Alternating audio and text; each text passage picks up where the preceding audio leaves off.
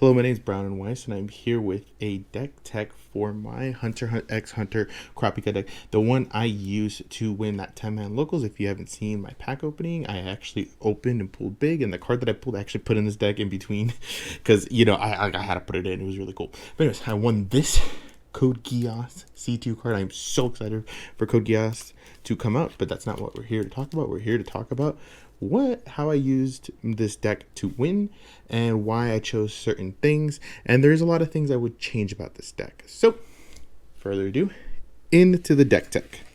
So, I have a lot of the standard Kurapika stuff. So, of course, we have 4 raid Kurapikas. That actually might change. 4 Zeppeli. He's really cool. Draw a ditch, filter out your hand, get rid of stuff you don't need anymore.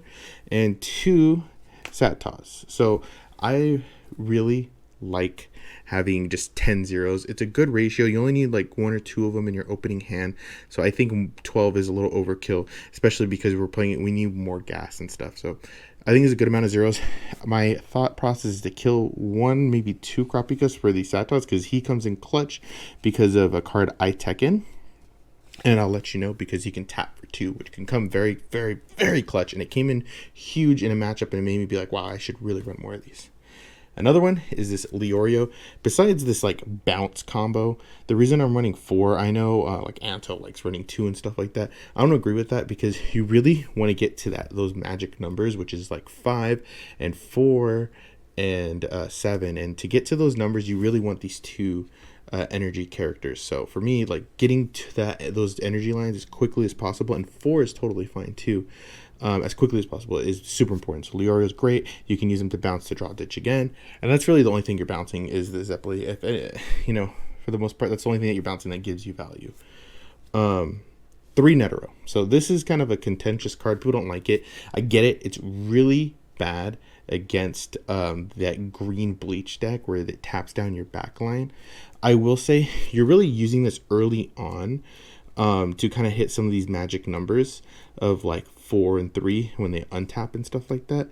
And I will say against Green Bleach, it did come into play. I did play against Green Bleach, so I get everyone's concern. But you're still, even if they tap down 2 of these, as long as you have a different 2 cost, you still will be at 5. So you can still play most of your deck. You may not be able to raid your big boss monster, but you can still play the game and play attrition and play around it and wait to untap it. But is it a downside? It is a big downside, and it did come up. But the upside to this is off of 1 Satos, you can play 2 of these, and that happened. So I got to tap him. He ended up dying, but I played him, and I could go into a 3 still if I wanted to. Or I went like this, double, untapped had 4, and I could play a Leorio for 4, which was huge. I really like this Netero card, but I understand like balance, people's preferences. But for me, it's so good. You want to get started early. He helps fix bad hands where you just have 2 zeros. You can just play him and get like a 2 energy out. He just comes in clutch for me so much, and I just don't want to cut him. Now I'm only running 3, the standard 3 impact Kurapika. Kurapika. The only problem I have with this, like I like the active trigger and stuff, is 3K isn't big enough. I did used to play the wing to pump him up to 4K to threaten, because he does it can be good like a late game having a 4K impact, and then being able to give this Kurapika, which I'm about to go into, 5K early on to give him impact earlier is pretty good. Like, don't get me wrong, but it's too slow. And him now, he's still too slow. He's kind of just a raid target for me. Is kind of how I use him. I mean, like, don't get me wrong, he does come in clutch. The impact can come in early and stuff, but I feel like it takes too long to really get set up. Maybe if I was playing Gone, that kind of gives 1K, it might be okay, but I don't like that deck either. So for me, he's kind of a weird card. He's kind of more of a name, and his ability kind of comes in clutch every once in a while. And he's not bad. He's not a bad card. He's really good. It's just, I have mixed feelings about this Kurapika. I've thought about cutting him, but you really need the names because he's your main raid target, and you need one at all times. Then we're going into the 4 Kurapika. You have to play 4 of these. Double energy, 4K, super great. Good target for the eyes. I forget the name of it. I keep forgetting the name. The Emperor of Time. Like, insane card, does the 2 energy, is a good attacker, kind of does everything this deck wants to do. You want as many of these as possible. Super insane card. I'm only playing 1 Basho, and you're probably like, why? A lot of people like to run 4 of these, 2 of these. The step thing's great and all, but for me, it's better to get these 2 energy earlier in the game. Like, yeah, this is guaranteed get you energy right away, and sometimes late game this can get in the way of the Netero. But for me, it fixes bad hands, and that's the most important thing. Like top decking and stuff, like the step doesn't come in that often. They're gonna kill it. I mean, you can be greedy, or if you have overhand, you can make some fancy plays. But for me, the consistency is more important in getting the energy as early as possible on the field, because that is the weakest part about this deck. Is it takes too long to get all the energy. I feel like cutting back on these and putting in the Neteros and stuff is more important, and the Leorios. It's a preference. He's still a good card. I really like him. The step is really cool, and you could do some fancy plays. But against some of these top tier like Renji Rush, and stuff like that, you want to get to these numbers really quickly. And in the mirror too. In the mirror, I always get my Kurapika stuff out before everyone else, and I really attest it to like the Netero and the Leorio numbers. You just almost always get it off early. So big preference thing. This Leorio is really good. Anto also talked about this, and I've thought about putting this in, and he really convinced me. Seeing him do well with it, I really like that it can just get you gas late game. Like late game, it can just get you another 7-1. Your raid targets. This Leorio is just so good. Being able to pick up any green character. I mean, you can even get like a Neon or something like that. Maybe you chump blocked with, and like some of these like real like grindy games, it can get you stuff. It's not bad at all. Like, it's super clutch, and as a one of, it's really great. You could just run 2 Basha if you want to be more into consistency, but I mean, this Leorio is just, it is just coming clutch so many times. Play it, grab a raid target, huge, because everyone's trying to kill your crop. Because now we have these 3 Leorios. So I was running 2 originally, and I put it to 3, seeing Anto's success with it and hearing him talk about it, and it's so good. It's everything. It helps you get to that lull. Like I said, late game this deck is early game this deck is terrible, and having just like a body that can pressure and draw you cards is huge. It also came in clutch by giving him impact. Some people don't know, and a guy was like, oh, I'll be fine, maybe I can take 1 impact, but he forgot that Lurio like gets impact. So huge. It also buffs to 5k, which is huge because it turns on your Kurapika. So this is a way to turn on your Kurapika. So for me, like, Wing is kind of dead because this card exists. You know, this does everything. It draws you, it gets you more gas, it impacts, it hits that beautiful 5k number that we need. So for me, this is like the real reason that convinced me off the Wing, besides like some of these ratio things that I was telling you about and how it's too slow. This was the final nail in the coffin. This Leorio is insane, like nuts. They don't block, draw a card. Good. They do block, well, you still deal damage. Freaking nuts card. And good sync. Sometimes you can't use all your energy, or I mean all your APs. So having something like this Leorio just is amazing and clutch. So now the standard 5. This 5-1 Kurapika. I'll talk about it a little bit just for people who haven't played this deck. This is just freaking nuts. Like, this Kurapika is like almost a boss monster on its own. Is a big reason that when you get tapped down with the Netero, and still being able to be at 5 is huge, as long as you have one of these like 2 energy ones, like the Lurio or Kurapika, or a Neon out. You can still have 5. You can still play this. When you play this, the sifting you do, bottom decking all the crap you don't need, is just huge. It just helps with your draws, especially with Leorio and some of the other cards that will draw us cards. Like, it's huge on play, being able to sift too, and like this is so clutch. Impact, it has everything this deck wants to do.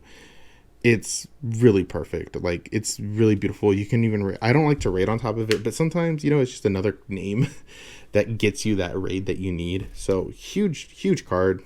Came in clutch. Very awesome. And of course, 4 Neon. I know Anto cuts to 3. I know I'm mentioning him a lot because I've been talking to him a lot. But like, a lot of people like to cut back on these Neons. This is the most important card in your deck. Like, this gets you gas when you don't have gas. It lets you be aggressive. It lets you stick with tempo. This card is huge. You can get to 5 pretty easily, right? You Satos, and then on turn 1. Turn 2, you get to play 2 Neteros, and he dies.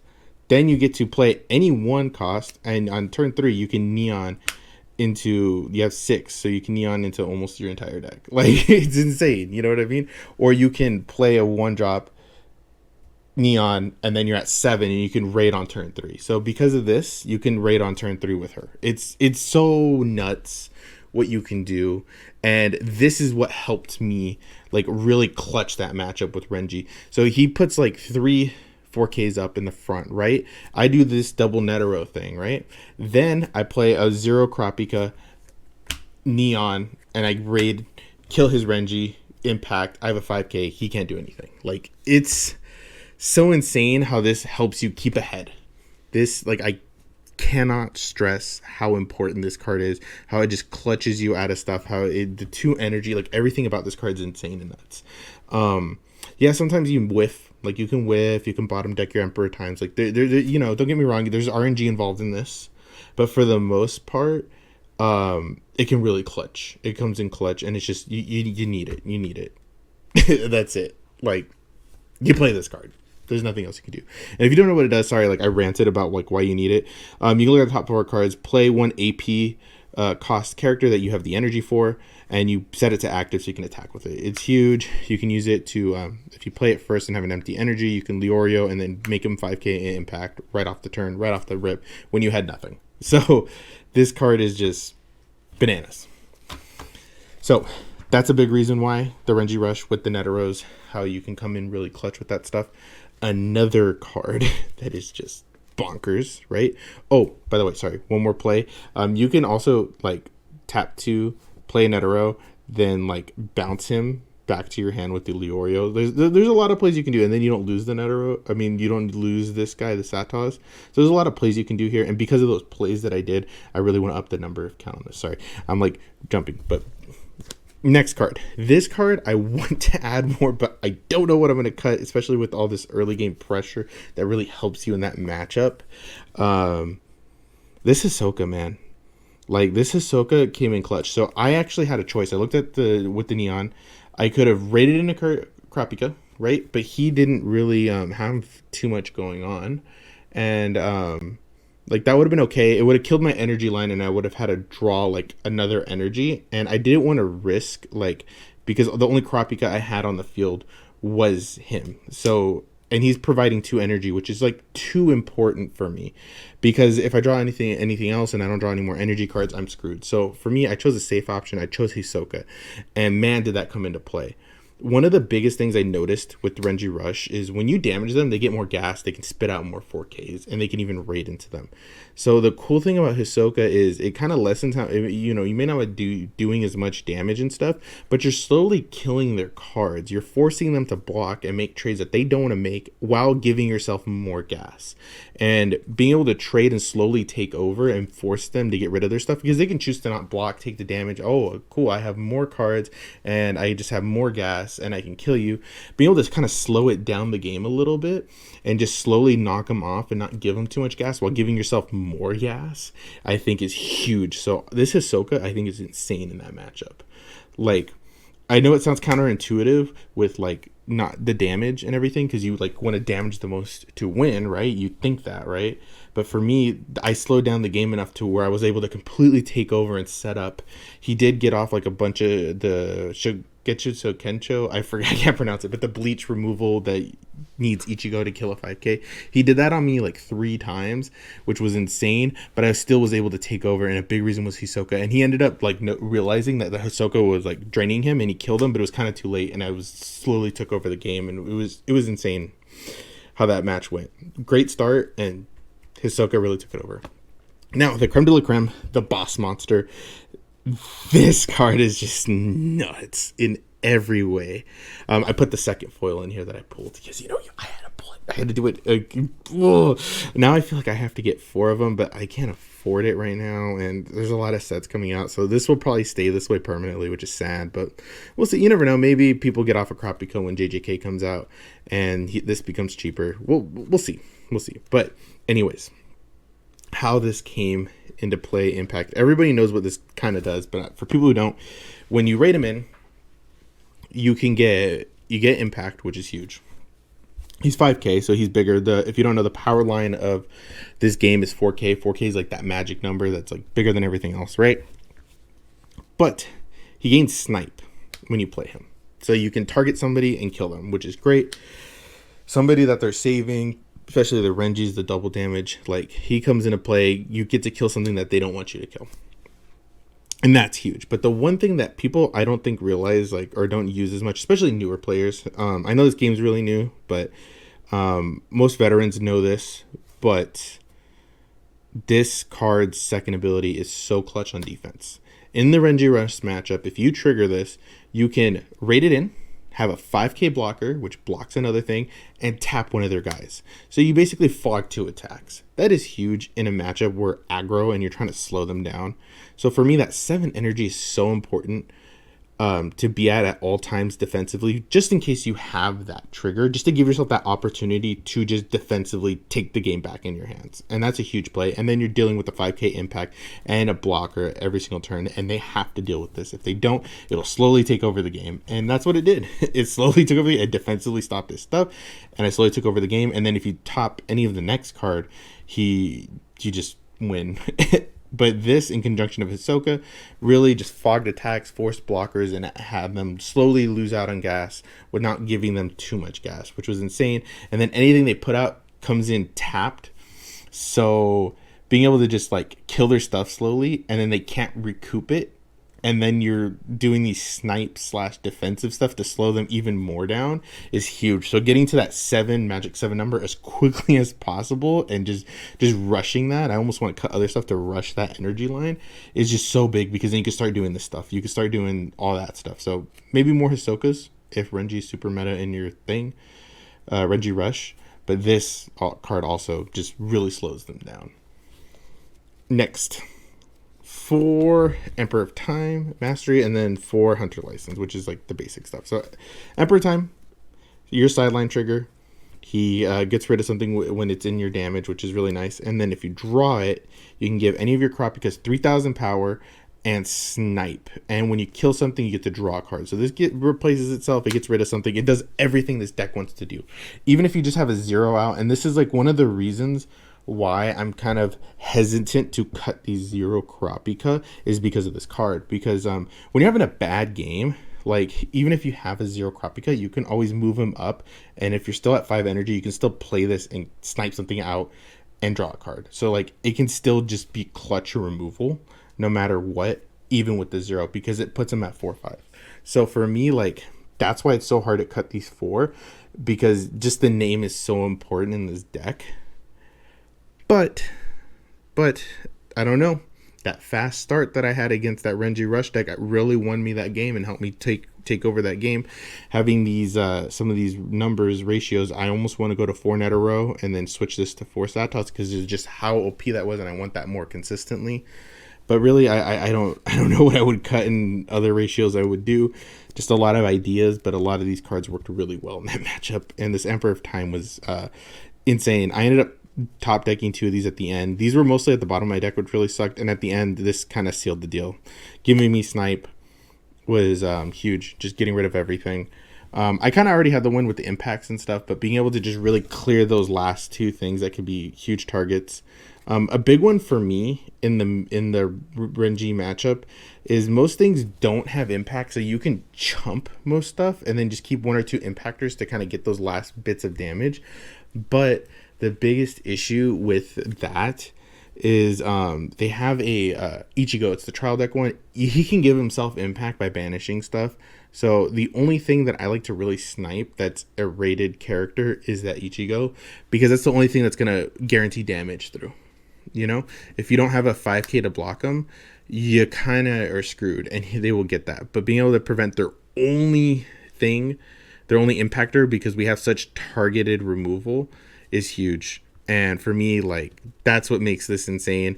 I was able to get rid of that Ichigo rated, and he couldn't like banish more cards to do that. And of course, Hunter License, I mean, come on, it gives you more action, more moves. These always come in clutch, and they're never my final. I've never triggered a single final here, which really sucks. I really like the Hunter License. I think it's cool. It's mostly a play card to make more moves. If you get this early, you can do some really disgusting stuff in this deck, especially since you can get energy so quickly. Like, I've on turn 3 spit out 2 of these 5s. Like, you could do some insane things. Like turn 3 with Hunter License. Like I said, you can raid in a Kurapika, but you can also do other stuff. And this Hunter's License it's just nuts. But every deck runs this. This is being able to get an extra AP on your turn. This is very standard. Every deck runs for this. So overall, I really love this deck. I think people, for the current meta, it's going to change once some of these other stuff happens. I think being able to get on the board before is huge. Being able to start getting your 7, your 5s, in even situations where you're stuck at 4, Leorio kind of helps bridge that gap. I think it's super important to focus on the early energy. And yes, the Toshiro can tap your back line, and it can really suck. I played against it, but you still, most of your deck, it's only 4 cards, right? There's only 4 cards that really care about that magic 7 line, so you can play around it a little bit. It's not perfect. It can really slow you down, but you can still Emperor Time with 5. You can still play these. You can still Neon. You can still do everything your deck wants to do. The only thing you can't do is this boss monster thing. And I get it. This is the most important thing. Don't get me wrong, but you know, you'll be able to untap eventually, and you'll be able to raid and do this. Now, I think you could slow them down. I could see the Toshiro really cucking me. I was able to recover, but if he had just a better game, there was a potential to lose there. So, if you're scared of that, I understand not wanting to run the Neteros. But I think the risk versus reward, I think you're more rewarded since this is the only card it really locks you out of, if you're playing it right. So let me know what you think of my thoughts. Let me know what you think of my deck. And let me know what you would cut. I really want to add more Hisokas, but I really don't know what to cut, and I don't want to cut the Neons. I really want the consistency here. I love the Leorios. I mean, I guess I could cut him for a Hisoka, but I like being able to recur stuff. But maybe the consistency in Hisokas is good. I don't know how much Renji Rush is going to be around in my locals and stuff, since I'm kind of going for locals. But if I was in a tournament, I would really consider more Hisokas, because you just being able to slow down the game and just take over was just such a big thing, and it was hilarious because he had no impactors, so I could even chump and move chumps, and if I drew these zeros, okay, they're great blockers, you know what I mean? Because he doesn't have impact or targeted removal. It's just, I mean, the only targeted removal he has, he was trying to save them for these guys, so it's just this Hisoka was just nutty in that match. And maybe I'm wrong, but against those Renji Rush players I played, it's just freaking nuts. Let me know what you think about this deck. You can copy it if you want to. Sorry, I'm taking it off here. Let me put it out. So you copy it if you want to. Let me know what you think. Tell me what you would fix in this deck, because I'm not saying it's perfect, but I won with it. And it was pretty good, and I was pretty dominant in most of my matches. Let me know what you think of this, Sataz. Should I cut 2 Kurapikas, or is the name really that important? I get the name is that important, but just that, being able to tap for 2 was so good at getting those numbers, you know? So, I'm sorry I'm, rambling a lot, but, yeah, I hope you enjoy this video. I hope you enjoy this. This is, my first ever deck tech. I felt very confident because I won with it. And I want to give a big thanks to Casually Weiss Schwarz, Weiss and Chill. And it was funny because I was on a Weiss Schwarz thing, which is very different than Union Arena. But they really, that whole talk and everything, that interview I had with him, if you haven't seen, please check out his Casually Weiss Schwarz channel. It really gave me the confidence of I can make a deck tech and talk about it, because I've been overthinking it this whole time. And it's been really rough for me to have the confidence to do it. So I just want to give a shout out to them. I really appreciate them. They were the big reason of why I was you know what? I really should just get my head out my ass and just make a video. So here it is. And it took me winning a tournament to be the confidence to make a deck tech. So it was cool. Let me know what you think. All the questions I asked before, the Sataz, everything, let me know in the comments down below. And thank you for watching. Bye.